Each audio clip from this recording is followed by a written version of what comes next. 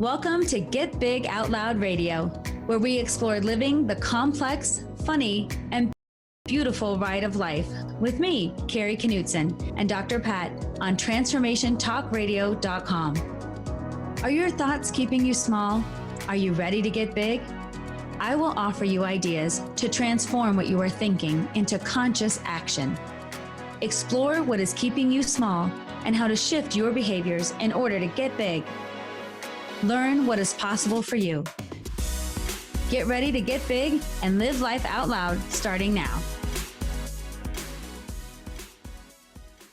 Hey, everybody, welcome. I'm Dr. Pat, and I get to take this beautiful, wonderful, amazing ride with the most incredible Kari. Now, look, living the complex, funny, and beautiful ride of life. I wish you all could have been with me over the past 3 weeks, just to say, because there's this thing that happens in life where you get hit with, some people call it duality. I think, Kari, we talked about this before, where you have contrasts of good, bad, blah, blah, blah, like that. But when all is happening, the question that comes up is, who the bleep is running the madhouse? Who's running the show?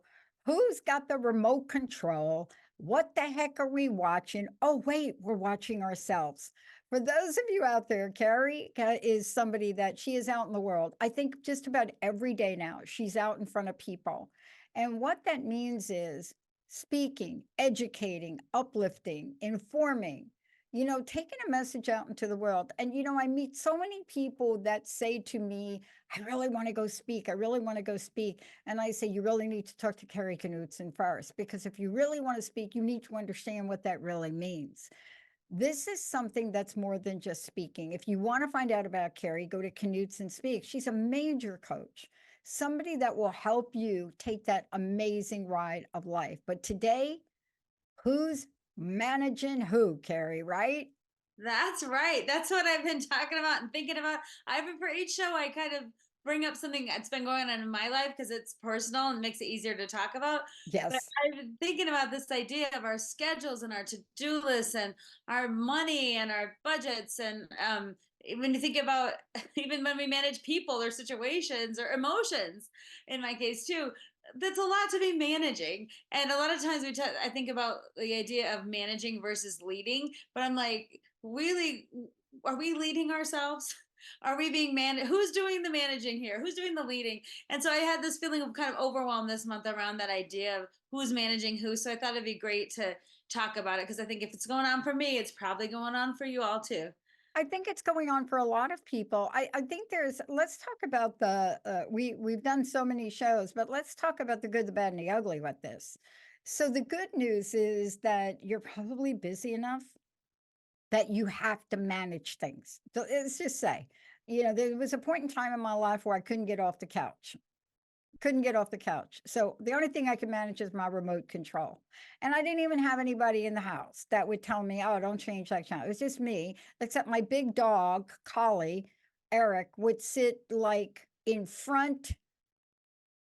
Eric, the German Shepherd, then Travis, the collie, in front of the TV. So even then, you have to ask, who is the boss? Who's managing who? When your giant dog sits in front of your TV to do something to get your attention. But how did this come up for you? That's what I want to know. Well, I was thinking about my schedule, to be honest with you, and I was thinking about systems that used to work and then things that don't work, and how much in denial we can get around things changing. And so for me, I have been speaking so much more in this last year than over the last few years, and the things that used to help me keep my schedule managed and working, I just noticed were not working. I feel like I'm falling behind on things. Have I emailed this person? Is my calendar like, is it updated? And I was like, I started to notice the dissatisfaction, and it made me think about doing, kind of an audit in our lives of where do we feel things or systems, if we look at systems that just aren't working, and where do we feel like, how do you feel when something's not working? Usually frustrated. You start to get burnt out. You start to feel like that feeling of like it's going to be so much. And this is a small thing, but like, has anyone ever, like, think about this? You see your pile of laundry. In reality, it might take you 20 minutes to sort it, and kind of start going through it and maybe another 10 minutes to get it all organized, right? But how many times, how many hours do you spend just looking at the pile, thinking about how hard it's going to be, not wanting to do it, passing it by, right? For all the time you spent hemming and hawing about it, you could have just done it. And that's for me. I was looking around in my life thinking of all the things I'm hemming and hawing about, the things that I'm like frustrated with or that are burning me out or making me feel anxious or tired or exhausted or just plain grumpy for like word. And really this it's really started because of my schedule. But then I was like, what would be helpful to me right now is instead of judging myself, which is again, I feel like so quickly go to judgment. I'm doing it wrong. I can't get it all together. Everyone else is doing it but me. I just need to find a system and figure it out. If it's figure outable, like other people have done it, instead of just being like, hey, you're feeling some tension right now. This isn't working for you. So not going straight to judgment, but just start with the noticing and really connecting that to how you feel about a task. And so that was my first aha moment when I thought like, I'm feeling this way about my schedule. I'm feeling like the all the not good feels. And I think you and I must have been 2 peas in the same pod around this. And it's interesting what it takes to be mindful of this and what it takes to be, to realize that you don't know who's running the show. I mean, isn't that one of the first things? There's a fantastic quote that I was looking at, and it has to do with what we decide to do with change. The first step of any movement is making a decision you want to move. You, Yes, you and you have need to to make that. Yes, you have to make and you have to bring awareness to it without the overwhelming and crushing judgment because it is so hard to move from under the rock of judgment towards change. Oh, And yeah. that's why I think it's so vital to say like I'm just noticing things that aren't working for me. I'm noticing things I want to change, and not because I'm bad, not because I can't do it, not because everyone doing is better than me. And that's again where we tend to shift. So just holding that space for what's not working and then what might be possible. And the most interesting thing Oh, that I came up with around this that my husband actually gave me a great idea because he told me one day, he's like, and I was so in it. I really, this is really my response. He's like, I got to tell you, your boss is horrible. She's the worst. And I looked at him like, I don't have a boss. And he goes, oh, yes, you do. And she's running you ragged. And she's the and I was like, no, she's not. I got all different. I'm like, she's doing the best she can. She's trying to figure it out. But later I thought, if I looked at the way I was treating myself with the schedule and what I was doing, like if I was my own boss, I was kind of being awful. I was being really demanding. I wasn't being very generous of spirit to myself. And so I thought about this idea of detachment from if you observed yourself like someone else and someone who loved you, what would you see? Would you see some stressed out person running around all the time trying to find validation and getting as many things checked off their to-do list as possible? Would you see someone like never having time for themselves and just running themselves ragged? Would you see someone trying to gain their self-worth in other ways than just existing?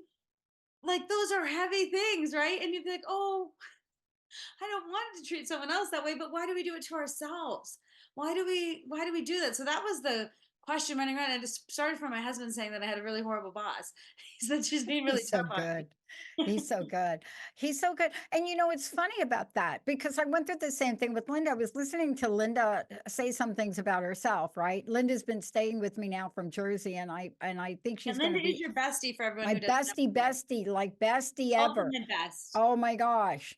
And she wasn't going to we had a live event to honor Dr. Darvish's book, a fabulous book. And Dr. Darvish invited me to go. And I haven't been out speaking, I haven't been out doing anything. And, so we went Linda wasn't going to go. So I'm listening to Linda talk to herself. And I said, I'm sorry, you're going to laugh. So I said, don't talk about my friend Linda like that. She says, who's talking about Linda? And I'm just like, don't talk about my best friend like that.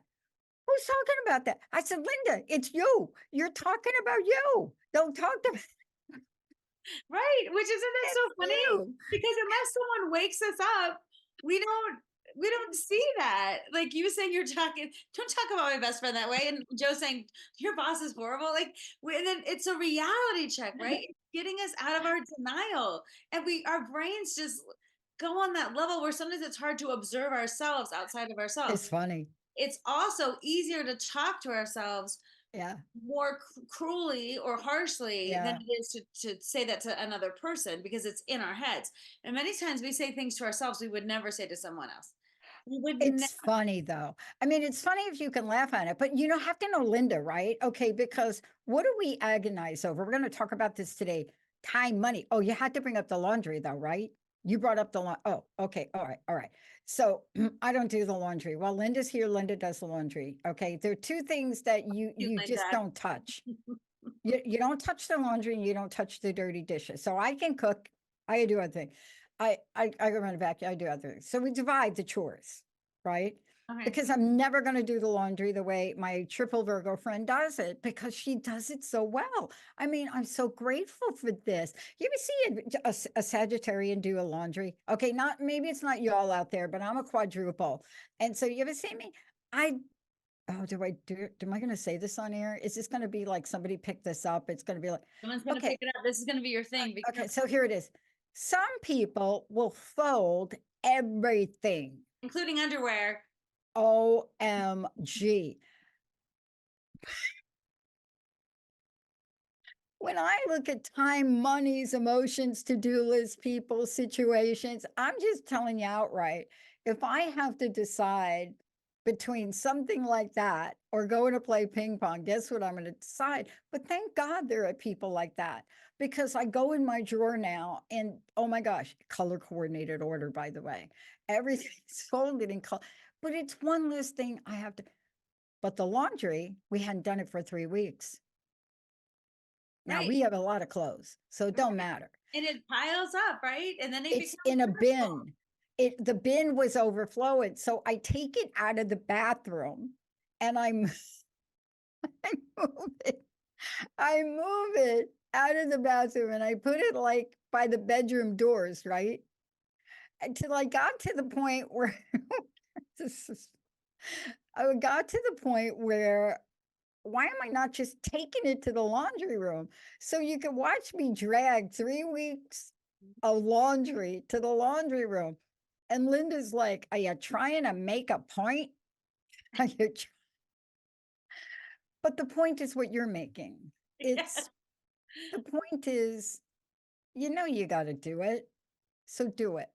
But And there you are know, other things that come up in our lives. oh yeah. This is a system we have. I mean, it's not, people may be listening to this thinking, why are these two talking about laundry? I got money problems. I'm emotionally bankrupt. I don't have, my brain is on overload. I don't, right? Oh But yeah. it's part of the system, right? Yeah, so that's what's so important to think about. Anything you talk about, trivial or major, is part of a system, and we don't all have similar problems with the system. It's how we're running our systems. Because some people they're like, laundry's not a thing for me, but my budget is. Some people are like, well, laundry's not a thing for me, but the mail is. Some people are like, when you think about it's the thing is the thing. It is just what it is. We make it a problem or we make it easy. We make, our mindset is one way, but also how we choose to run our systems. Because sometimes our systems used to work and then they just don't work anymore. So we have to say like when I was single, my laundry situation, for example, was very different than when I'm in a house of four. Like that, or cooking is very different when you're 1 to 4. All those things Oh, that change your money, your cooking. budget, your to-do list, it just is amplified, right? So we're talking about anything in your life that's a system. And for me, think the system that came up that was just glaring was like your schedule is not the way you're doing your schedule. That system no longer works. It did work.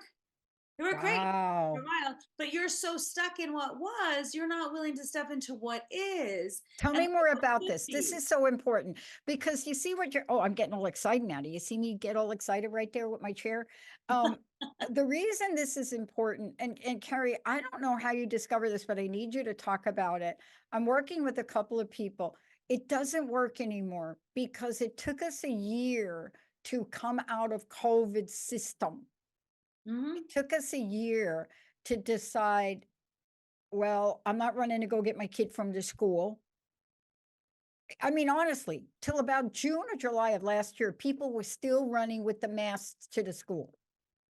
But it took that year for things to say, oh my gosh, are we going to get back to normal? However, we didn't adjust our systems. And Mm. then we go back to work and we're out speaking and we're doing this and we're trying to build a company. And then in my case, we find out the people that were managing my corporation admin messed up, Mhm. but the system I was using, hello. Yes. And that's so important to think about. Like, we are creatures of habit. We get into our the way we were, and if it works and it's not too painful, or we don't have time to think of what is an option, our brain just defaults to like, well, this is what I'm doing. And it's very hard to what I call like, I don't know what a word, but like wake up and get out of denial and also help manage change in the way that if my system used to work, first I have to bring awareness to it's not working anymore. Then I have to be observant of like what could make it better. And then I have to make a change. See all the steps? And then along the way, I have to catch my brain from saying, like, everyone else is doing it. Why not you? Or you're so ridiculous. Why do you need that support? Or whatever is going to come up that my brain's going to churn up to keep me static, stuck, or what I will use in air quotes, safe, not safe, just comfortable, even if I'm uncomfortable, because I just know, the devil you know is better than the devil you don't. So look at all the things our brains put up to like keep us in that place. So it does take a lot to make those shifts. And the very first thing is things are changing. It's like getting out of denial. Like this worked, now it doesn't. And I think Dr. Pat, like you're saying, just waking up to that can be shocking because usually other people can see it before we do. Where it's hard for us to get a visual on our own lives. And if we are going to try to get a visual on our own lives, we have to cultivate some kind of detachment to do it. And I just want to say this about detachment: looking at yourself through a detached lens of, I'm not going to judge myself. I'm not going to make up a story about myself. I'm going to observe with neutrality what I see happening. That is so intense for your brain to be like, no story, no judgment, just Yeah. observation. What? So again, in order to make change, we have to be able to say, this is the situation as I see it from a heightened viewpoint. If you were looking down, your 10,000 foot view, and saying not whose fault it is, not why it's bad, not why didn't I do it sooner. It's being really loving in a detached way. It's like, oh, I'm observing the situation. Okay. So that's again, I just want to put that in before you can Yeah. run towards change. We have to stick in that kind of messy part of using our brains to think about, okay, what is actually happening, how can I detach from it and observe it and not judge it or Yeah. myself. Yeah, here it is. You see, okay, this is so bad. Look at me. I'm in media and I know better than, right, Emily, to hold my phone up and to try to show you a quote because Oh, I nobody see can it a even little bit see it. now. Can you see it a Yeah, little? just a I don't little. even know how to do that. It's just, okay, I'll read it. The first, it's by unknown. I love this. I love whoever, I love unknown. You know that person unknown? I love that person. The first step towards getting somewhere is to decide that you are not going to stay where you are. See, we don't think that's the first step. But you see, you have an amazing partner. You have a great husband, and your Mhm. great husband is somehow he gets in there in between the crevasse of your brain. Yes, You know, yes, he clicks on a nerve. But does he just leave you hanging there, Carrie, or does he? And I think his name is Joe. Is his name Joe? Joe? yes. Did I get that? Oh, Joe. Right. Oh, good memory. But then Joe, he will come back and participate. Correct? In Yes, the solution. It's not like it's "Ugh," like with me, it's like, don't talk about my best friend like that. Who? Who are you talking about? What? Who's your best friend? Who's talking about? Right? You come back to the solution. right, right. And what's so great about having people in our lives who love us, friends and partners and spouses and even people we don't know that well who can observe us sometimes. Like when I speak, I get a lot of feedback from people and a lot of well-meaning people who say, oh, I really like that, do that, or that didn't seem to flow that well with this or whatever. Like even people who care, it doesn't have to, it just has to be from observing through the lens of love or caring or hope. Yeah. And one of the things I noticed that Joe did for me was he just stopped the like if something's going like this, he just offered an opportunity to like halt it for a second and have me observe it in a way that, again, it was funny. It was like kind of ridiculous. It kind of woke me up. But then we had a chance to talk about it. And I, as I started to Mm. go into my shame spiral of like, everyone else Oh, figured out their schedule with me. He's like, don't you think because your business has just changed dramatically, like you might need some new systems? It's just the offer. And I like the idea of like, maybe it's just this rather than everything's wrong. Here's why I'm bad. Here's why I can't do it. But we usually defend our weaknesses because we want to be better. And so when someone points it out or we figure it out, we tend to go dark, is what I got. Instead of being like, maybe I just need a new system. What would that system look like? What would be helpful to me? And also, have I just outgrown it? And is that maybe for a good reason? So I just, again, thinking that oh, it's neutrality so good. for this next part, I just think about the word that comes up for me is, what if you could just be neutral about observing the situation and being like, maybe I have grown out of the system, maybe this, without attaching so much emotion to like what's wrong with you, how you failed, why you can't get it together. Because again, I feel like that's a distraction from actually then looking at your system, being honest about what's happening in a way that's not judgmental, Yeah, and then deciding, okay, well, if yeah, this is true for me, then what? Then yeah. what's next? Right? How Now, can wait a I minute. make it happen? Now, Joe came up with the Live Better campaign. Is that Oh, correct? yes. Okay. Did he do that? Okay. Now, that's not to point the finger, but it's to point things out. You know, I cannot tell you how grateful I am for the people I get to hang out with. Emily running this show, right? I don't have to worry. Emily, you're pushing the button. I don't have to do that. And Jessica and Sierra showing up at Dr. Darvish's live event. These two ladies show up there. And I said to Linda, Linda's like, we better go. It's 2 o'clock. I said, Linda, it doesn't start till 5. Well, Jessica's going to be there. Sierra's going to be. I said, Linda, let me explain something to you. If we show up now, we will be in the way. And so we waited to show up, and then I show up and Dr. Darvish is there, and I got to put my 2 cents in saying, do you think we should move they got the cameras and everything set up with the speakers, the camera, the whole thing, the microphone. And I'm like, do you think we should move the chairs? When they look back, see, I Hmm. don't need to be doing that. Yes. These two women are professionals and they had this handled. But Right. the And that's so reason great we to do think. it though, Well, what you're saying is interesting. Though, can other people help me? Am I getting in my own way? And I think one of the things I would bring up is, can we ask for help? Can we accept help? Can we let other people share their gifts in ways like, to where think is the best use of my time to do this or to do this? And can other people help me? So that's again a stumbling block. And it's so great to bring awareness to that. Like, maybe my need to control or need to be involved isn't necessary. Can I trust the people that I work with? Can I also let them shine? And do I have, again, the narrative is I have to do everything. I'm doing, that's the back end narrative that you can just check with yourself. Do I really? I might not really. And again, with neutrality, there might be another story I could tell myself, which is yeah. a beautiful way that you showed up. Yeah. And I want to make very clear to everybody, we're not doing a bypass here. We're going to talk about this when we come back from break. We're going Kari's going to walk us through. Kari Knudsen here. Oh, amazing. I don't know how you pick these things, but you are right. You're just preaching at me now. Because when we come back, we're going to talk about what happens when you get the awareness. Then, can you put a Live Better campaign together? And then how did that work for Joe? Is that something that will work for you? How did Kari handle that? How did Kari handle when she looked at the boss of who's not the boss? And what happens when I turn to my best friend? Because I had a very rough week last week. It was some of the most incredible highs and some disappointments. I'm just going to be direct with you. And I remember turning to Linda and saying, Linda, I don't have and I'm crying. And I said, I just don't have the bandwidth, not for one more thing. We Yeah. have to go play ping pong on Saturday. We have to.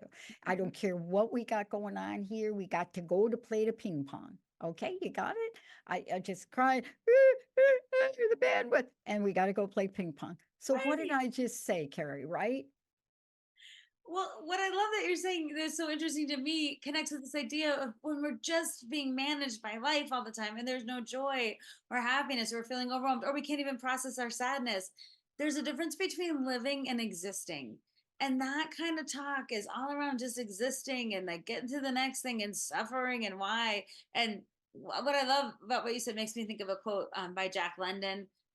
The purpose of man is to live, not to exist. Mm. And the quote is so much longer than that, but I love that bit from it because you know the difference between living and existing. And for you, when you're saying we're gonna go play ping pong, I'm putting a stake in the ground. Oh, I'm we're gonna find gonna some go play joy. ping. Right, Seriously, that's me. right.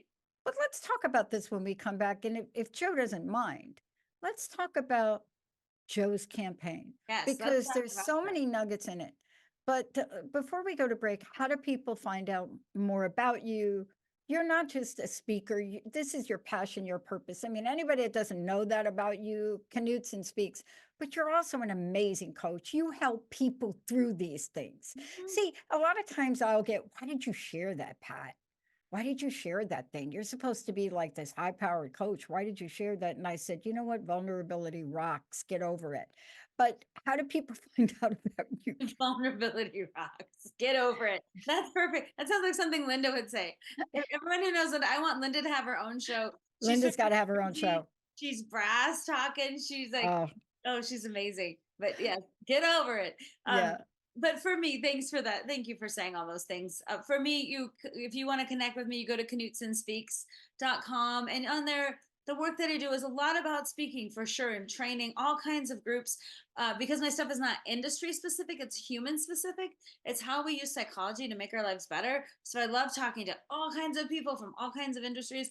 But really, then from speaking, the coaching work, doing work with individuals and with groups has been so fulfilling to take the content and bring it to life in people's personal lives and their professional lives, which is something I truly enjoy doing. Okay. I'm going to take us out to break with this. One of the most powerful, powerful lyrics of any song that I've come across to say, get over it in a different way. Memories, like the corners of my mind, misty watercolored memories of the way we were, scattered pictures of the smiles we left behind for the way we were. Can it be it was all so simple then? Or has time rewritten every line? If we had the chance to do it over again, we'd use Joe's campaign on how to live. Let's take a short break. We'll be right back. That song, Barbara Streisand, one of the most gut wrenching songs, but so true. We'll be right back.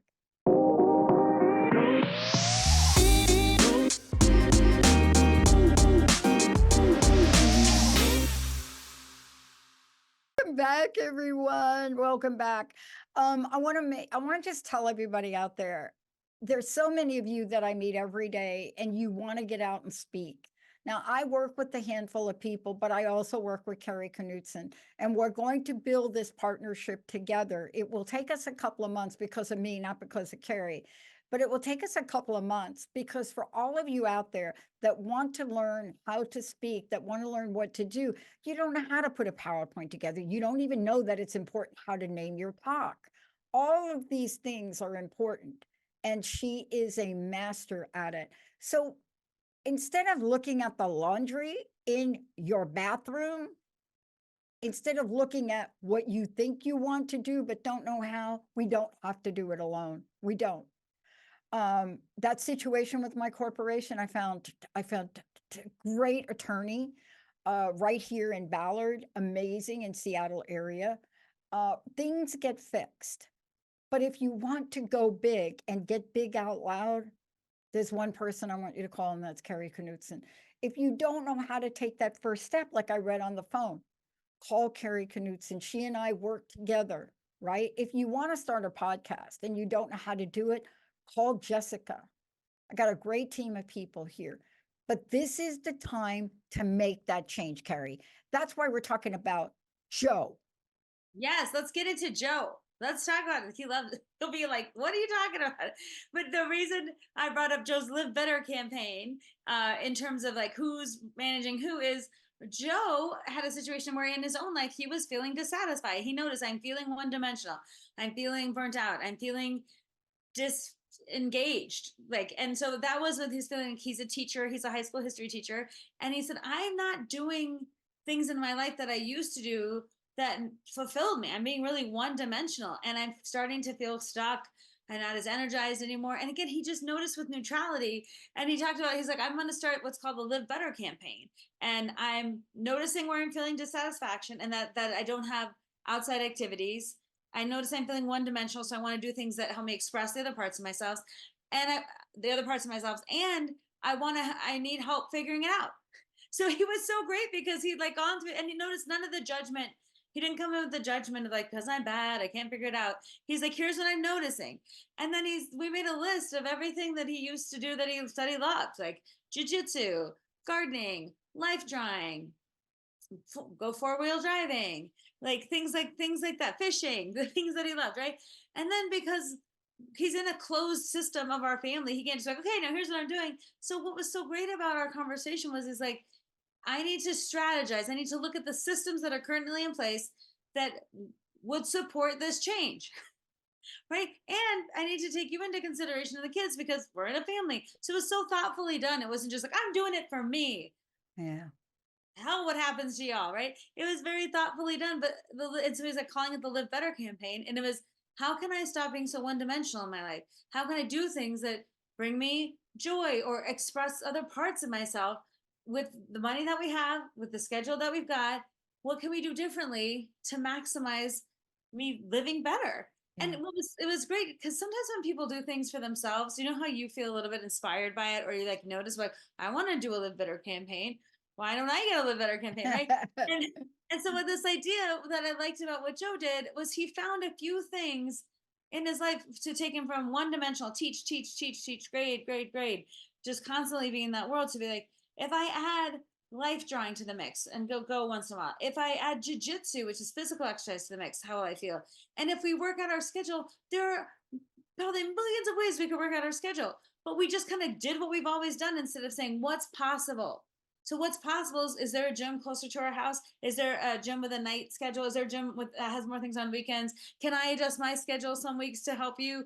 Can we figure out dinner a different way? Like, it was all a bit of figuring out, but the thing is, it's figure outable.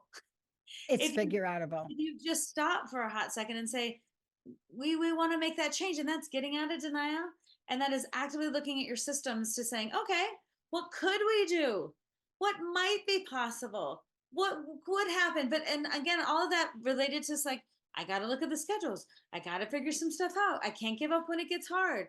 So again, the Live Better campaign has been such a good example of Joe being able to say, like, here's the problem with the system. Here's what I'm feeling when I'm in the system. Here's how I want to change the system to benefit me. And here's how I'm showing up, so with more happiness, more ease, more pride, less, I would say, triggered at things at work because it's not Mhm. always about work. So it's been a great way to have him almost be more centered, Yeah. more Yeah. focused, and to get through the year teaching year in one piece. And now we're near the end of May, and he's got a few weeks to go, and he's doing so much better, right, Yeah. than he would have had he just stayed doing what he's always done in the way that he's always done it. Yeah, I love that. There's a reason my company's called Unlimited Possibilities, right? Because it is something that's been in me. But you're talking about it. I mean, I struggle with the fact I'm getting ready for a tournament and I'm only playing once a week. And I was in this rut of thinking inside the box. And then I found out, well, wait a minute, Green Lake plays Tuesday night. They have a league. But no, I don't want to leave my friend. And so Linda loves to walk. So now we're thinking, I go play, you walk around Green Lake. Maybe Jessica will go with you. Jessica likes to walk. But Yeah, Linda doesn't want to come watch me hit a ball. She can walk Green Lake, right? And right. you see, there are solutions that involve multiple people. A lot of times, Carrie, don't you hear, I am number one cultivating self awareness. I am doing that, but I don't know what to do with the rest of my family. Right. Well, and that's That's hard because, again, that becomes an excuse or that becomes a story or that becomes a thing. And we don't really think about what's possible because, look, this is what it is. And when you just look at things through the lens of possibility, it's not even like what you're going to do. It's like, what could you do? What could you do? One interesting thing we came up with was so Joe can make a schedule some nights is he still picks up the kids on nights when I need him to, comes home, starts dinner. Dinner is started. I come home, finish making dinner while he goes to change and goes. And like we're like, maybe we could like 50% dinner it or something like that. You know what I mean? Like, which Yeah, we would have thought about before if we weren't thinking, well, what's possible, right? What, but it involves a change. So you have to think we're just sitting in possibility. We're not yeah, saying it's right or wrong. We're just, but a lot of times we have opportunities that we won't even engage with because we get so judgy. Well, that will never work. Well, I don't know how that will. We've never done that before. And just notice when your brain gets into, I call that my like grumpy brain. Well, that will, and it just notice when the grumpy side of you comes up to show all the reasons why you can't and all the reasons why it won't work. But, and then I want to juxtapose that with most of us, like, if I look at Joe's Live Better campaign and I thought, well, I want to do that too. Most of us were like, we aspire to that. Well, why don't we support it? Right? yeah. That's so funny to me. We aspire to it. We should find more ways to help other people live better and us live better by getting out of our ruts and looking at our systems from non-detachment, just from observation. This isn't working. What might work better? Like that's it's simple.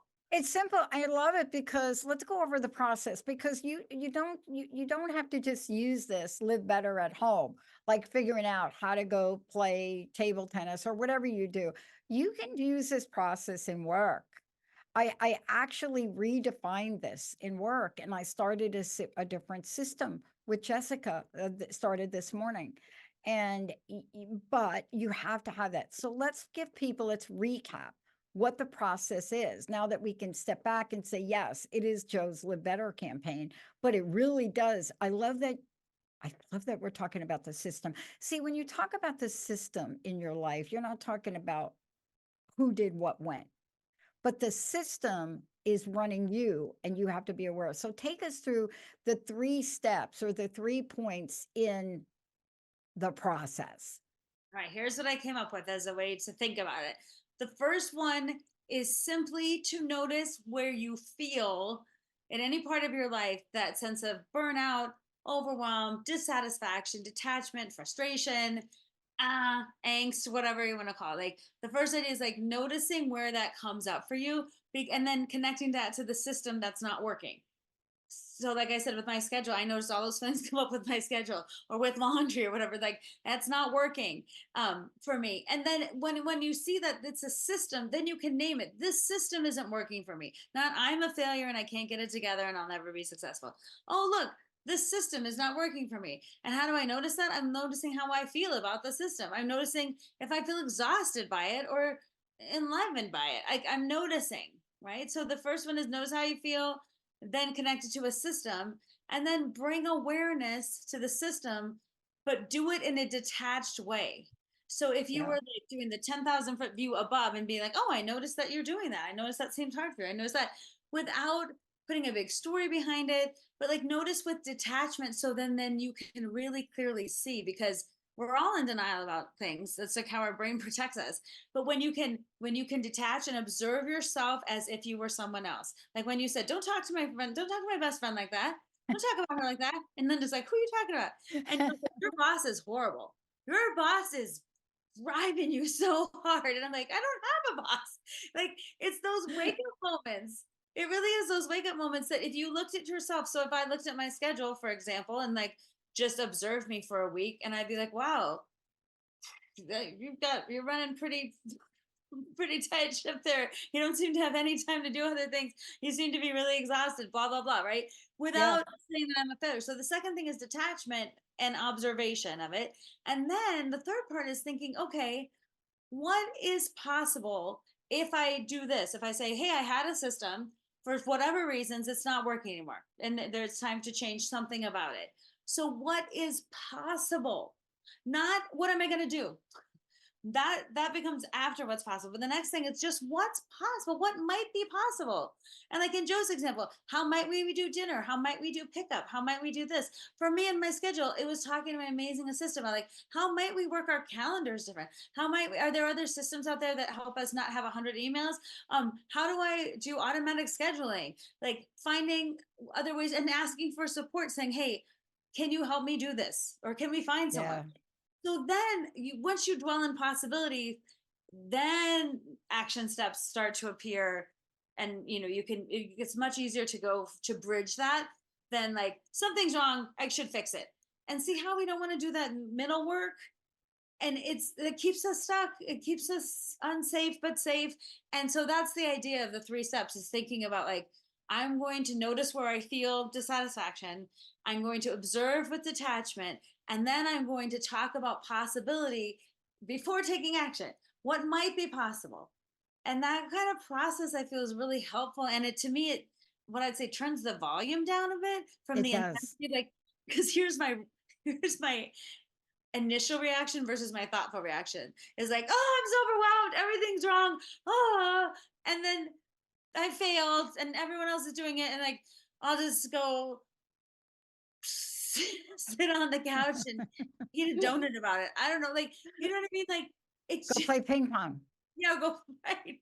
Play ping pong. Because like it could go such a different road than like the excitement I might feel about like, oh, I'm noticing something's going on. This isn't really working well. What's possible? See, the feeling to me is like very different. One is defeated and overwhelmed, and one is like a little bit of hope, a little bit of possibility, and it's enough to get me to change. It's Yeah. enough to push it, right? But notice the difference, and a lot of us have that. That's why I think, that's why I wanted to talk about it, because it's I feel like if we figured this out a bit more, at least talked about it, we might have other options than just to suffer, to Yeah. just exist. Again, that quote, the purpose of man is to live, not to exist. And when we're in that stage, we're just existing, and that's not Yeah. our highest purpose. No. What I love about this, and let's just be really clear to everybody too. There are systems and then there are subsystems. And, sometimes we can't take it all on, but you don't have to. You can break pieces of it down. You can break a piece at a time down. Like Mhm. both of us are looking at, like, how do we work what we work? And then what do we do? Do we cook? And it's so interesting when you decide that, because it does require planning on our part. We don't have a consistent schedule, neither do you. We don't have a 9 to 5. There may be some days where I'll walk out of here at 2. There'll be other days where I'm up till 10 o'clock at night. Mhm. And, you have to look at all of those little mini systems and allow yourself to go through the process that you have. But we just start with one at a time.